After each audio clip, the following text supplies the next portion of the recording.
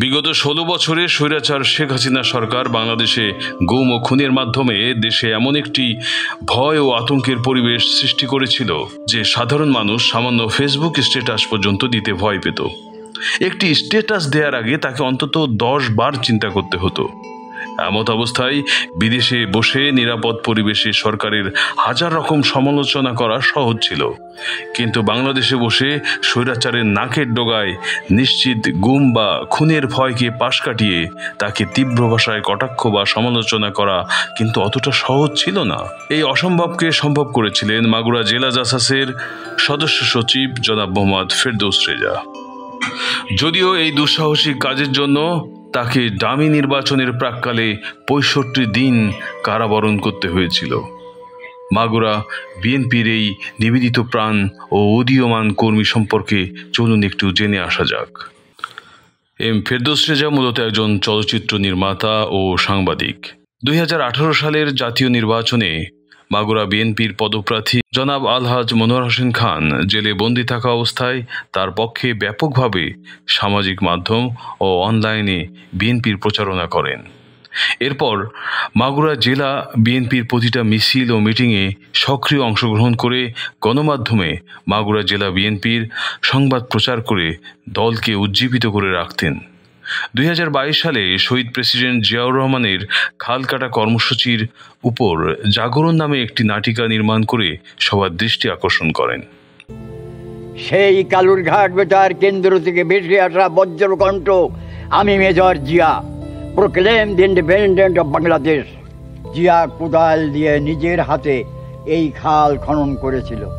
খাল খনন করার পর বন্যা নিয়ন্ত্রণ হলো, মাঠের জমিতে ফসল উৎপাদন হলো, মানুষ পেট ভরে দুমুঠো খাবার পেত।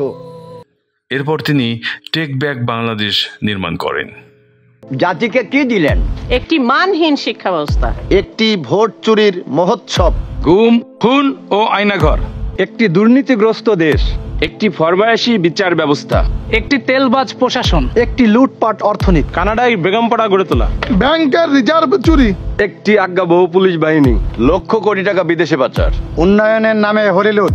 এই কি পেলাম আপনার দীর্ঘ ১৪ বছরের শাসনামলে? বাংলাদেশ যাবে কোন পথে, ফয়সালা হবে রাজপথে, একটি অসামান্য ভিডিও চিত্র তৈরি করেন এম ফেরদৌস রেজা। ১৯৭১ সালে আমাদের যুদ্ধ ছিল স্বৈরাচারী পাকিস্তানি শাসকদের বিরুদ্ধে, আর এখন তোমাদের যুদ্ধ হচ্ছে মিথ্যুক স্বৈরাচারী ফ্যাসিবাদ শাসকের বিরুদ্ধে। যেভাবেই হোক এই যুদ্ধে তোমাদেরকে জয়ী হতেই হবে। মুক্তিযুদ্ধের মাধ্যমে বাংলাদেশ নামক একটি ভূখণ্ডের মুক্তি মিললেও সাধারণ মানুষের মুক্তি এখনো মেলেনি। আজও মানুষ ভোটাধিকার ফিরে পায়নি। নেই বাক স্বাধীনতা, আইনের শাসন নাই, মানবাধিকার নাই, সামাজিক নিরাপত্তা নাই। দ্রব্যমূল্যের ঊর্ধ্বগতির কারণে মানুষের পেটে ভাত নাই, ঠিক যেমনটি ছিল স্বাধীনতা। বাবারে, একটা কথা আমাদেরকে স্মরণ রাখতে হবে, স্বৈরাচার কখনো নিজে থেকে বিদায় হয় না, স্বৈরাচারকে টেনে হেঁচড়ে বিদায় করতে হয়। আমরা একটি অস্ত্র সজ্জিত পাকিস্তানি শাসককে পরাজিত করে বাংলার স্বাধীনতার সূর্য ছিনিয়ে এনেছিলাম, আর এখন তোমাদেরকে ফ্যাসিবাদ সরকারকে পরাজিত করে গণতন্ত্র সূর্য ছিনিয়ে আনতে হবে। সাধারণ মানুষের অধিকার প্রতিষ্ঠা করতে হবে। আগামী প্রজন্মের জন্য বসবাসযোগ্য বাংলাদেশ গড়ে তুলতে হবে। বাংলাদেশ যাবে কোন পথে, সেটার ফয়সালা হবে রাজপথে। বাংলাদেশ যাবে কোন পথে, ফয়সালা হবে রাজপথে। বাংলাদেশ যাবে কোন পথে, ফয়সালা হবে রাজপথে। বাংলাদেশ যাবে কোন পথে, ফয়সালা হবে রাজপথে। এরপর চলো চলো ঢাকা চলো আরেকটি ভিডিও চিত্র নির্মাণ করেন। তোমাদের জীবনের গল্পগুলো দেশের অনেকের সঙ্গে মিলে যায়। যখন দেশে গণতান্ত্রিক প্রতিষ্ঠানগুলো ধ্বংস হয়ে যায়, তখন দেশের ক্ষমতা জনগণের কাছে থাকে না, ফ্যাসিবাদ ও স্বৈরাচারের হাতে চলে যায়। ফ্যাসিবাদের কারণে জীবন যুদ্ধে পরাজিত মানে বিপদে নিজেকে ঠেলে দেওয়া নয়, বরং সবাইকে ঐক্যবদ্ধভাবে ফ্যাসিবাদকে মোকাবেলা করতে হবে। তোমাদের এই জীবনের জন্য তোমরা কোনোভাবেই দায়ী নও।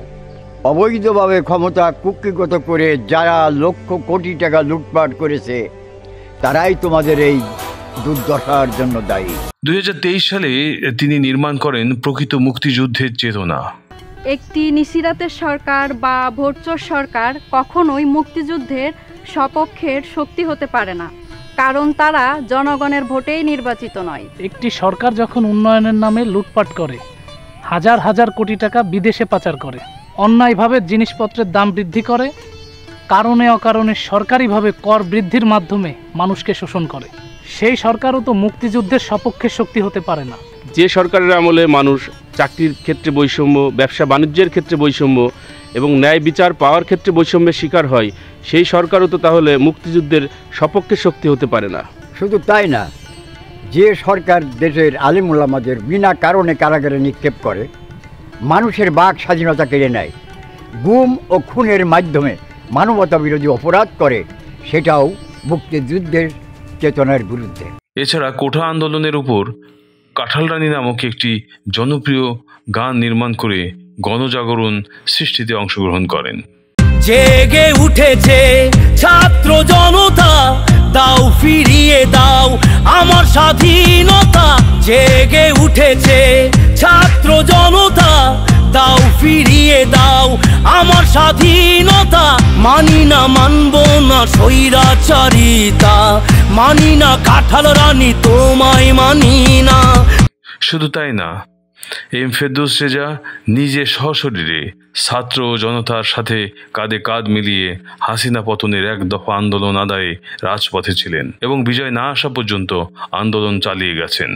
যুক্তরাজ্যের লন্ডনের ইউনিভার্সিটি অফ ওয়েস্ট লন্ডন থেকে গ্র্যাজুয়েশন ও মাস্টার্স এবং আর্টস ইউনিভার্সিটি অফ বোনমাউথ থেকে চলচ্চিত্র নির্মাণের উপর উচ্চতর প্রশিক্ষণ গ্রহণ করা এম ফেরদৌস রেজা গুম ও নির্যাতনের ভয়কে উপেক্ষা করে দেশে থেকে একের পর এক প্রতিবাদী ভিডিও চিত্র নির্মাণ করে মানুষকে জাগ্রত করে রেখেছিলেন। তার এই সাহসী উদ্যোগ বাংলাদেশের ইতিহাসে স্বর্ণাক্ষরে লেখা থাকবে। কিন্তু আপনি আমাদের ভোটাধিকার বারবার কেড়ে নেবেন, এটা তো কখনো মেনে নেওয়া যায় না। আমার যদি ভোট দেওয়ার অধিকারই না থাকে, তাহলে আমি এদেশের নাগরিক হলাম কি করে? আমি বিএনপি করি, বিএনপি আমার গর্ব। আমি বিএনপি করি, বিএনপি আমার গর্ব। আমি বিএনপির কর্মী, বিএনপি আমার গর্ব। আমি বিএনপি করি, বিএনপি আমার গর্ব। আমি বিএনপি করি, বিএনপি আমার গর্ব। বিএনপি করি, বিএনপি আমার গর্ব। আমি বিএনপি করি, বিএনপি আমার গর্ব। আমি বিএনপি করি, বিএনপি আমার গর্ব। আমি বিএনপি করি, বিএনপি আমার গর্ব। আমি বিএনপি করি, বিএনপি আমার গর্ব। এমন কোটি কোটি সাহসী মানুষের ভালোবাসার নাম বাংলাদেশ জাতীয়তাবাদী দল বিএনপি। বিএনপির আন্দোলনে যোগ দিন।